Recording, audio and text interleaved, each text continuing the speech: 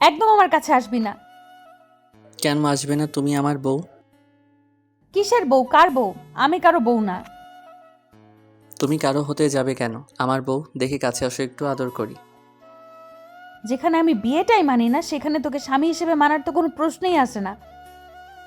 কিন্তু কেন তুমি আমাকে স্বামী হিসেবে মানতে পারবে না কেন? কি সমস্যা তোমার? নাকি আমার মধ্যে কোনো দোষ আছে যার জন্য তুমি আমাকে ভালোবাসতে পারবে না? ভালোবাসা? কিসের ভালোবাসা? যেখানে তোকে কখনো স্বামী হিসেবে মানবো না সেখানে আবার ভালোবাসা? তোর এরকম উদ্ভট ধরনের কথা শুনে আমি বারবার অবাক হয়ে যাই। তুই এসব চিন্তা ভাবনা করিস কি করে? কেন? কি এমন হয়েছে যার জন্য তুমি আমাকে স্বামী হিসেবে মানতে পারবে না? নাকি আমি কোনো অন্যায় করেছি যার জন্য তুমি আমাকে স্বামী হিসেবে মানতে নারাজ? তুমি বলো, আমার কি এমন ভুল হয়েছে যার জন্য তুমি বিয়েটাকে মানো না? তুই কি করে ভাবলি তোর মতো একটা ছেলেকে আমি স্বামী হিসেবে মেনে নেব? তুই আমাদের স্ট্যাটাস দেখেছিস? আর তোর নিজের স্ট্যাটাসটা দেখ। তোর সাথে আমার কখনোই যায় না। তোর পাশে আমি যখন দাঁড়াবো তখন লোকে কি বলবে? আমাকে নিয়ে হাসাহাসি করবে। তাহলে কি করে সেখানে আমি তোকে স্বামী হিসেবে মেনে নেব বলো? তুমি সারা জীবন এই স্ট্যাটাসটা নিয়ে পড়ে থাকবে। এখন তো একটু বোঝার চেষ্টা করো, ভালোবাসলে স্ট্যাটাসে বাঁধে না। তাছাড়া আমি তো তোমাদের থেকে এতটা গরিব নই যে তোমার পাশে দাঁড়ানোর যোগ্যতা রাখি না। হ্যাঁ, এটা ঠিক যে তোমাদের থেকে আমরা একটু অর্থের দিক দিয়ে কম বিত্তশালী, কিন্তু তাই বলে যে তুমি আমাকে এভাবে অবহেলা করবে, সবসময় দূরে সরিয়ে দেবে, সেটা কিন্তু নয়। যদি কোনো অন্যায় করে থাকি তাহলে সেটা বলো। আমাকে ভালোবাসার মতো, আমাকে বিয়ে করার মতো জীবনের সবচেয়ে বড় ভুলটা তুই করেছিস। আর সেটার মাসুল তুই হারে হারে দিতে থাকবি। তুই কিছুদিন ওয়েট কর, দেখ আমি তোর লাইফটাকে কিভাবে জ্বালিয়ে পুড়িয়ে দিই। তাহলে কি তোমাকে ভালোবাসাটা আমার জন্য অন্যায় ছিল বলো? কি এমন অন্যায় করেছি যার জন্য তুমি আমাকে ভালোবাসা তো দূরে থাক, বিয়েটা পর্যন্ত মানো না, আর স্বামী হিসেবেও মানতে পারবে না? জানি না, কিন্তু আমার তোকে সহ্য হয় না। সবচেয়ে বড় কথা এটাই। আর তুই আমার পাশে দাঁড়ানোর মতো যোগ্যতা রাখিস না। যোগ্যতা যেদিন হবে সেদিন আসিস, একটা চান্স দিলেও দিতে পারি। যোগ্যতা নিয়ে যদি আসতে হয় তোমাকে ভালোবাসার জন্য, তাহলে সেই ভালোবাসা আমার দরকার নেই। তাছাড়া যদি তোমার থেকে যোগ্যতাটা বেশি হয়ে যায়, তাহলে তখন তোমাকে কেন? তোমার থেকে আরো বড়লোক বাবার মেয়েকে আমি বিয়ে করতে পারবো। তাহলে তোমার কি দরকার ছিল তখন? তোকে কে বলেছে আমাকে ভালোবাসতে? আমি তো চাই তুই আমার থেকে দূরে সরে যা। আর তাছাড়া তুই কাকে বিয়ে করবি না করবি সেটা আমাকে বলতে আসছিস কেন? খবরদার ভুলেও আমার কাছে আসবি না। তাহলে কিন্তু আমার থেকে খারাপ আর কেউ হবে না। কেন আসবো না সেটা তো বলবে। এখন তো আমরা স্বামী স্ত্রী, আর আমি তো তোমাকে ভালোবাসি। তোমাকে নিজের করে পাওয়ার, তোমাকে কাছে টেনে নেওয়ার অধিকার আর লাইসেন্সটা আমার আছে। তাহলে তুমি কেন আমাকে কাছে আসতে দিবে না? কি সমস্যা কাছে আসলে? আমি জানি তোর স্বভাবটা কিরকম। তুই একটা লুচু ছেলে। তুই কখন আমার সাথে কি করবি তার ঠিক নেই। তুই ভুলেও আমার কাছে আসবি না। যদি আসিস তাহলে আমি চিৎকার করব। চিৎকার করবে করো, কে বারণ করেছে?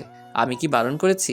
আর শোনো, এইসব পুরনো দিনের ডায়লগ, এসব কথা বলে কোনো লাভ হবে না। তোমার চিৎকার করা থাকলে তুমি করতে পারো, কিন্তু একটা কথা মনে রেখো, চিৎকার করলে শেষ পর্যন্ত কালকে সকালে তোমাকেই লজ্জায় পড়তে হবে।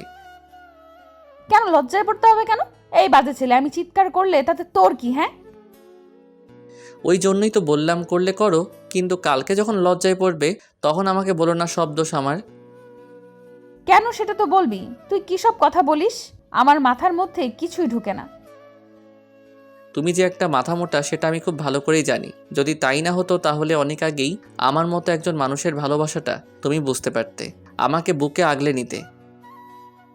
কখনোই আমাকে ছেড়ে দূরে যাওয়ার কথাটা চিন্তা করা তো দূরে থাক, সেদিন থেকে শুনতে পেয়েছো তোমাকে ভালোবাসি, নিজের করে পেতে চাই, সেদিন থেকে আমাকে ভালোবেসে কাছে টেনে নিতে। তোর এইসব লেকচার শোনার সময় আমার নেই। তুই ভুলেও আমার কাছে আসবি না। আর 6টা মাস হয়ে গেল আমি তোর সাথে থাকবো না, ঠিক চলে যাব। তখন তোর যাকে খুশি টাচ করিস। তুমি যেহেতু আমার সাথে থাকবে না, আমাকে স্বামী হিসেবে মানো না, তাহলে আমি 6 মাস আগে যাকে খুশি তাকে টাচ করব। তাহলে 6টা মাস পরে করতে হবে কেন? যা খুশি কর, আমি কি বারণ করেছি নাকি? তাহলে বারবার আমাকে এইসব কথা বলতে হবে কেন? তোর যা ইচ্ছা তুই তাই কর। তারপর আমার সাথে বকবক করিস না। এখন চোখের সামনে থেকে আমাকে ঘুমাতে দে। বাসর রাতে কি কেউ ঘুমায় নাকি? তুমি ঘুমাবে এটা কোনো কথা হলো? আসো, কাছে আসো, একটু আদর করি। দেখ, আমার মুডটা নষ্ট করে দিস না। আমি কিন্তু বারবার বলছি কোনো সিন ক্রিয়েট করতে যাচ্ছি না। তারপরও কেন এরকম ভাবে আমাকে সিন ক্রিয়েট করতে বাধ্য করছিস? তোমার যা ইচ্ছা তুমি তাই করো, সেই কলেজ লাইফের প্রথম দিন থেকে করে আসছো। আর সেই দিন থেকে জানতে পেরেছো তোমাকে ভালোবাসি, অনেক বেশি ভালোবাসি। সেই দিন থেকে প্রচণ্ড পরিমাণে অবহেলা করতে শুরু করেছো, যার জন্য ভুলেই গিয়েছি যে আমি একটা মানুষ। আমারও মন বলতে কিছু আছে, খারাপ লাগা বলতেও কিছু আছে। অবহেলা করলে আমারও কষ্ট লাগে, কিন্তু একটা কথা কি জানো তো, অবহেলা করলে না পাথরটা একটা সময় ভেঙে যায়, আর মানুষের মন সেটা তো নরম কোমল। তাই আমি এত কিছু শুনতে চাই না। তোকে বলছি না আমি তোর সাথে থাকতে পারবো না। আর যেখানে বিয়েটাই মানেই হয় না, সেখানে তোকে স্বামী হিসেবে মানা তো দূরে থাক। এখন তুই কি করবি না করবি সেটা জানি না, কিন্তু ভুলেও আমার কাছে আসবি না। টয়া আর কিছু বলতে না দিয়ে বিছানায় গিয়ে শুয়ে পড়ল উল্টো দিকে ঘুরে। কিছুক্ষণ দাঁড়িয়ে থেকে তারপর ব্যালকনিতে গিয়ে দাঁড়িয়ে একটা সিগারেট জ্বালিয়ে খেতে লাগলো। যেটা ভেবেছিলাম সেটাই হলো। শেষ পর্যন্ত এই মেয়েটাকে বিয়ে করে বাসরাতে এভাবে একা একা বেলকনিতে দাঁড়িয়ে থাকতে হলো। কি এমন অন্যায় করেছিলাম উপরওয়ালা সেটা ভালো জানে, যার জন্য এইভাবে এতটা অবহেলা সহ্য করতে হচ্ছে। সারাটা রাত বাপ্পি আর ঘুমাতে পারল না। বারবার রুমে আসলো আর ব্যালকনিতে গিয়ে দাঁড়িয়ে রইল। আপনারা কি ভাবছেন এখানে কি হতে পারে, তাই তো? টয়ার কথাতে অবশ্য এতক্ষণে বুঝে গেছেন যে ও অনেক বড়লোক ফ্যামিলির মেয়ে, আর বাপ্পির অবস্থা ওদের মতো অতটা ভালো নয়। কিন্তু টয়ার পাশে দাঁড়ানোর মতে তার উচ্চ পর্যায়ে যাওয়ার মতো অ্যাবিলিটি ওদের আছে। তারপরও টয়া সেটা মানতে নারাজ। ও ভাবে ওদের যত টাকা পয়সা আছে আর কারো ততটা নেই, যার জন্য বাপ্পি ওর পাশে দাঁড়ানোর যোগ্যতা রাখে না। তো যেদিন থেকে কলেজে টয়ার সাথে বাপ্পির প্রথম দেখা হয়েছিল, সেদিন থেকে বাপ্পি ওর প্রতি ফিদা হয়ে গেছিল। কারণটা টয়া দেখতে যথেষ্ট সুন্দরী, কিন্তু ওর ব্যবহারটা মোটেও ভালো না। কখনো বাপ্পির সাথে ভালো ব্যবহার করতে দেখেনি। হয় রেগে কথা বলে, না হলে গায়ে হাত তোলে। আর যে ছেলে ভুলেও একটাবার প্রকাশ করেছে টয়াকে পছন্দ করে, তাহলে তাকে কলেজের সামনে কি অবস্থা করেছে সেটা বাপ্পির ভালো করে জানে। কিন্তু আজকে হঠাৎ করে ওদের বিয়েটা হয়ে গেল, তাও সেটা একটু অদ্ভুতভাবে। বাপ্পি একটা বছর টয়ার পিছনে পড়েছিল। টয়ার অবহেলা অপমানটা আর ইগনোর করাতে বাপ্পি একটা সময় ওর দূরে সরে যেতে বাধ্য হয়েছিল। কখনো নিজের করে পাওয়াটা সম্ভব না, কারণ ওকে বোঝাতে বোঝাতে ব্যর্থ হয়ে গেছিল। এমন কোনো অপমান নেই যেটা টয়া ওকে করেনি, যার জন্য বাপ্পির অনেক বেশি খারাপ লাগতো। তাই নিজেকে আর ছোট করতে চায়নি, দূরে সরিয়ে নিয়েছিল। তারপর কয়েকটা দিন আগে বাপ্পি জানতে পারল টয়া নাকি একটা ছেলেকে পছন্দ করে, আর সেই ছেলের সাথে ওর বিয়েটা ঠিক হয়েছে। সব শোনার পরে বাপ্পির খারাপ লেগেছিল, তারপরও ভেবেছিল আমার ভালোবাসাটা না হয় নাই সফল হলো, কিন্তু ও যাকে ভালোবাসে তার সাথে যেন সারা জীবন সুখে থাকে, তাতেই আমি অনেক হ্যাপি থাকবো। বাপ্পি কথাগুলো ভেবে একটা দীর্ঘ নিঃশ্বাস ফেলে সেদিন থেকে সবটা মেনে নেওয়ার চেষ্টা করেছিল। কিন্তু বিয়ের দিন, বিয়ের ঠিক আগ মুহূর্তে যখন বর আসবে, তখন সবাই জানতে পারে টয়ার বয়ফ্রেন্ড একজন নারী পাচারকারী, আর আজকে পুলিশের কাছেও ধরাও খেয়েছে। এমন কিছু শুনে টয়া আব্বুর মাথায় যেন আকাশ ভেঙে পড়েছিল। উনি অসুস্থ হয়ে গিয়েছিল, কি করবে ভেবে উঠতে পারছিল না। টয়ার আব্বুর এরকম দুরবস্থা দেখে ওর একটা বান্ধবী এসে ওনাকে বাপ্পির বিষয়টা বলে সব শোনার পর টয়ার আব্বু বাপ্পির সাথে টয়ার বিয়ে দিয়ে ওনার সম্মানটাকে বাঁচাতে বাঁচায়। টয়ার আব্বুর কথাতে বাপ্পির আব্বু আম্মু প্রথমে রাজি হচ্ছিল না, কারণ টয়া ওকে সহ্য করতে পারে না। তখন টয়ার আব্বু ওকে অনেক রিকোয়েস্ট করে বলেছিল বিয়েটা করে নিতে। হয়তো প্রথম কিছুদিন টয়া ওকে মেনে নেবে না, তারপর ঠিকই মেনে নিবে। আব্বু আম্মুর কথাতে বাপ্পি বিয়েটা করে নিয়েছিল। বিয়ের সময় টয়া হয়তো কোনো সিন ক্রিয়েট করেনি। বাপ্পি ভেবেছিল সবটা স্বাভাবিকভাবে মেনে নিয়েছে। বাপ্পি জানতো না বাসর ঘরে আসলে টয়া এমনভাবে ওর সাথে সিন ক্রিয়েট করবে। তো বাপ্পি ব্যালকনিতে দাঁড়িয়ে কথাগুলো ভাবছে আর নীরবে চোখের জল ফেলছে। এর মাঝে সকাল হয়ে গেছে। ফজরের আজান দিতেই বাপ্পি গিয়ে নামাজ পড়ে নেয়। তারপর টয়াকে ডাকতে শুরু করে। টয়াকে ডেকে ওঠানোর সাথে সাথে ও রেগে উঠে বসে আর বলতে শুরু করে, কি হয়েছে, এত ডাকাডাকি করছিস কেন? কি সমস্যা তোর? আজান দিয়েছে, নামাজ পড়ে নাও।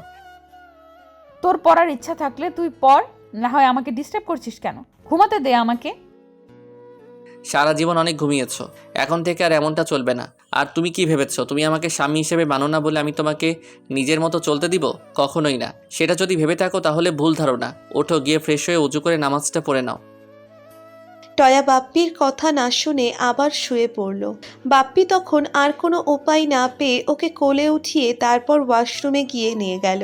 বাপ্পির কর্মকাণ্ডে টয়া প্রচণ্ড পরিমাণে রেগে গেল। তারপর বাপ্পি ওকে কোল থেকে নামাতে ও বাপ্পিকে থাপ্পড় মেরে দিল। সাথে সাথে ওর গায়ে যেন আগুন জ্বলে উঠল। ও আর দেরি না করে টয়াকেও 2টা থাপ্পড় মেরে দিল। রেগে ওর গলাটা চেপে ধরে বলতে লাগলো, একদম নাটক করার চেষ্টা করবি না। তোর জন্যই সব হয়েছে। তোকে ভালোবেসে আমার লাইফটা শেষ হয়ে যাচ্ছে, আর তুই বুঝতেই পারছিস না। এত নাটক কি করে করতে পারিস? আমি নেহাত ভালো ছেলে, তাই তোর সাথে এতদিন সিন ক্রিয়েট করিনি, কিন্তু এখন থেকে আর না। আমি বুঝতে পেরেছি সোজা কথায় কাজ হবে না, তোর সাথে সেই ব্যবহারটা করতে হবে যেটা একটা মাতাল তার স্ত্রীর সাথে করে। তাহলে তুই বুঝতে পারবি অহংকার কতটা ভয়াবহ। তোর এই অহংকার আমি খুব শীঘ্রই ভেঙে দেব। তোর জন্য অনেক অপমান সহ্য করেছি, কিন্তু আর না। শেষ পর্যন্ত তোর বাবার সম্মানটা বাঁচাতে তোকে বিয়ে করেছিলাম, আর তুই কি না আমার সাথে এরকম মিসবিহেভ করছিস? দাঁড়া, তোকে তো আমি সোজা করেই ছাড়বো, না হলে আমার নামও বাপ্পি না। বাপ্পির এরকম রাগী চেহারা দেখে ভয়ে টয়া চুপসে গেছে। ও চোখগুলো বন্ধ করে রেখেছে। বাপ্পি খেয়ালে নিঃশ্বাস নিতে কষ্ট হচ্ছে। তখন ওকে ছেড়ে দিল। তারপর রেগে সেখান থেকে বেরিয়ে যেতেই একটু পর টয়া ফ্রেশ হয়ে বের হলো। তখন বাপ্পি কিছু বলার আগেই টয়া নামাজ পড়ে নিল। বাপ্পি মনে মনে ভাবতে লাগলো, তোকে সোজা করতে হলে আমাকে গরম হতে হবে। অনেক নরমভাবে বুঝিয়েছি, কিন্তু বুঝেছি কুকুরের লেজ এত সহজে সোজা হবে না। তোকে সোজা করতে হলে আমাকেই করতে হবে। সেদিন থেকেই বাপ্পি টয়ার উপর অধিকার খাটাতে শুরু করে। উঠতে বসতেই বাপ্পি ওর সাথে রাগী কণ্ঠে কথা বলে, যার জন্য টয়া ওর সাথে কোনো প্রকার রাগারাগি করার সাহস পায় না। এর মাঝেই বাপ্পি খেয়াল করেছে ও যতবার টয়ার কাছে যাওয়ার চেষ্টা করে টয়া ততবারই ওর থেকে দূরে সরে যায়। বাপ্পি অনেক ভেবেচিন্তে একটা ডিসিশন নিয়েছে। আর কিছুদিন টয়াকে বোঝানোর চেষ্টা করবে, তারপর ওর লাইফ থেকে অনেক দূরে হারিয়ে যাবে। বাপ্পি আরও একটা মাঠ বাপ্পিকে বোঝানোর চেষ্টা করলো, তারপর যেন টয়া বুঝতেই চায় না। বাপ্পি আর কোনো উপায় না পেয়ে বাসা থেকে চলে গেল। প্রথম কয়েকটা দিন টয়া বিষয়টা স্বাভাবিকভাবে নিলেও একটা সপ্তাহ পার হতেই ওর বেশ ভয় হচ্ছিল। ও ভাবতে শুরু করেছিল বাপ্পি কিছু করে ফেললো না তো। তাই এখন বেশ কান্নাকাটি শুরু করে দিয়েছিল। ওরকম কান্নাকাটিতে আব্বু আম্মু ভেবেছে ওদের সম্পর্কটা অনেক মধুর, কিন্তু ওরা তো জানে না টয়া আর বাপ্পির মাঝে কীরকম সম্পর্ক। একটা মাস পর বাপ্পি বাসায় ফিরে আসে, আর টয়া অনেক দিন আগে ওর বাসায় চলে গেছে। বাপ্পি বাসায় এসে ওকে দেখতে না পেয়ে ভাবে যে সম্পর্ক টিকবে না ও আর সেই সম্পর্ক রাখবে না। বাপ্পি বাসায় আসছে জানতে পেরে টয়াও ওর বাসায় আসে। তারপর রুমে আসতেই দেখে বাপ্পি কপালে হাত দিয়ে বিছানায় শুয়ে আছে। টয়া কোনো কথা না বলেই বাপ্পির পাশে শুয়ে পড়ে তারপর ওকে খুব শক্ত করে জড়িয়ে ধরে বলতে শুরু করে, এই কোথায় গিয়েছিলে তুমি? জানো না তোমাকে ছাড়া থাকতে আমার কতটা কষ্ট হয়? তারপর কেন আমাকে ছেড়ে গেলে? টয়ার এরকম কথাতেই বাপ্পি অনেকটা অবাক হয়। তারপর উঠে বসে আর খেয়াল করে টয়া ওকে জড়িয়ে ধরে রেখেছে। বাপ্পি ওকে ছাড়িয়ে নিয়ে উঠে বসে আর বলে, কি হলো না, তুমি বাসায় চলে গিয়েছিলে, তাহলে আবার আসলে যে? আর ভয় পেও না, 6টা মাস পর তুমি তোমার কাঙ্ক্ষিত জিনিসটা পেয়ে যাবে। তুমি যেটা সবসময় আমার থেকে চেয়ে এসেছো। আমি বুঝে গেছি এই সম্পর্কটা কখনো ঠিক হবে না। তুমি চলে যেতে পারো এখানে। আর কোনো নাটক অন্তত করো না যার জন্য আব্বু আম্মুর কাছে আমাকে ছোট হতে হয়। আমি কোনো নাটক করছি না। এই একটা মাসে আমি বুঝে গেছি তোমাকে ভালোবেসে ফেলেছি, আর তুমি আমাকে কত ভালোবাসো, যার জন্য আমাকে দেওয়ার কষ্টটা সহ্য করতে না পেরে এখান থেকে চলে গিয়েছিলে। আমি কারোর উপর রাগ করিনি, কারো অবহেলাতে কষ্ট পাইনি। তুমি বাসায় চলে যাও, আর খুব শীঘ্রই যেটা চেয়েছিলে সেটা পেয়ে যাবে। এসব কথা বলার কোনো দরকার নেই। না, আমি আমার স্বামীকে ছেড়ে কোথাও যাব না। আমি তোমাকে রেখে কোথাও যাব না। থাকতে পারবো না তোমাকে ছাড়া। তাই একটা মুহূর্তের জন্য এখান থেকে কোথাও যাব না। তুমি আমাকে এখন যতই অবহেলা করো, আমার এখন শুধু তোমাকেই চাই। কিন্তু আমার আর তোমাকে চাই না। অনেক বোঝানোর চেষ্টা করেছি, তখন বুঝতে পারিনি। এখন নিজের মনকেই বুঝিয়ে নিয়েছি। পাগল তুমি না, আমি ছিলাম। যার জন্য পাগল ছিলাম তাকে বোঝাতেই পারিনি। এখন ছাড়ো, আমাকে আর এসব কথা বলতে এসো না। বাপ্পি উঠে গেল। টয়া আবারও ওকে জড়িয়ে ধরল আর ফুপিয়ে কান্না করতে লাগলো। 1 ঘন্টা যাবৎ টয়া ওকে বোঝাতে লাগলো, কিন্তু বাপ্পি মানতে নারাজ। তাই একটা সময় টয়া বলতে লাগলো, তুমি যদি আমাকে এখান থেকে তাড়িয়ে দাও তাহলে আমি সত্যি বাসায় গিয়ে সুইসাইড করে নিব। আমি তো বলছি আমার ভুল হয়ে গেছে, আর তুমি তো জানো আমি রাগী আর অহংকারী একটা মেয়ে, তাহলে কেন আমাকে এখন মাফ করতে পারবে না? বাপ্পি বুঝতে পারলো এবার বিষয়টা বাড়াবাড়ি হয়ে যাচ্ছে, কারণ টয়া সেই তখন থেকে ফুপিয়ে কান্না করছে, যার জন্য কথাগুলো স্পষ্টভাবে বোঝা যাচ্ছে না। তাই বাপ্পি ওকে নিচের দিকে ঘুরিয়ে চোখের পানিগুলো মুছে দিয়ে বলল, ঠিক তো, আর কোনো অহংকার দেখাবে না তো? এখন থেকে ভালো মেয়ে হয়ে যাবে তো? তুমি যেমনটা চাও আমি ঠিক তেমন হয়ে যাব, তারপরও শুধু আমাকে ছেড়ে যেও না। আচ্ছা ঠিক আছে, যাব না। এখন কান্না থামাও। এই কান্না থামবে না যতক্ষণ অবধি না তুমি আমাকে আদর না করে দিবে। ওকে, করে দিচ্ছি।